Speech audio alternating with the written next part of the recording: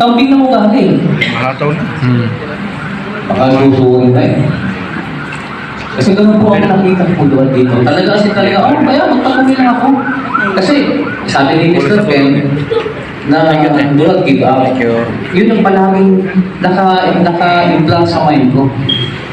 Don't give up. Kahit anong mangyari, kahit anong sasabihin ng mga kasama mo dyan, mag-enter ng mga, hindi, huwag kang mag-give up. Continue mo lang hanggang rapture. Parang rin yun. Kaya tanong, kaya ko kaya ito? Kaya ba natin? Sumiyon ako. Kaya natin mo. Kasi ang ginagawa ko natin ngayon, kaya buti nga lang, meron pong 1 week na palugit eh. Hindi ka tulad noon, dire-diretso yan, yung conference natin. Hindi ko nga makita ang anak ko. Talagang gusto ko lang nila. Yung ano nangyari sa akin din yun eh. Nung nagka-COVID yung anak ko, si Bigo, gusto kong yakapin niya, gusto magpayakap, pero hindi ko magawa. Pero alam niyo po, ipinakita rin sa akin ito. Sabi ko, ano? So kung kumbaga marumi ka, nandoon na nililis ka na ng Panginoon, nandun na yung kagalakan ng puso mo. Kasi yung mga tao na hindi paligtas, sila po yung maliligtas through you na gagamitin ng Panginoon. Tayo po yun eh. Tayo po yun. Kaya nakita mo na. Yung ginagawa ko natin sa mga conferences, sa mga pinupuntahan ko natin, hindi ko nasasayang eh. Kaya may reward eh. Pero hindi natin alam kung kailan ibibigay yung reward na yan. Pero sometimes, nakita natin na meron reward dito sa mundo, pero meron yung reward doon sa langit. Kaya, kumbaga nandun, obedience lang. Obedience.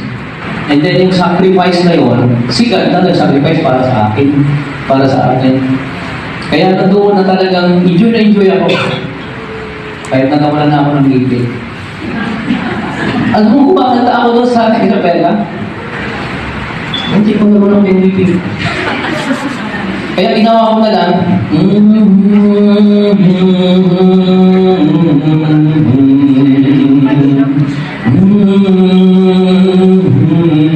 pero ako sumili. Ako nagsising nagilid ng songs ko.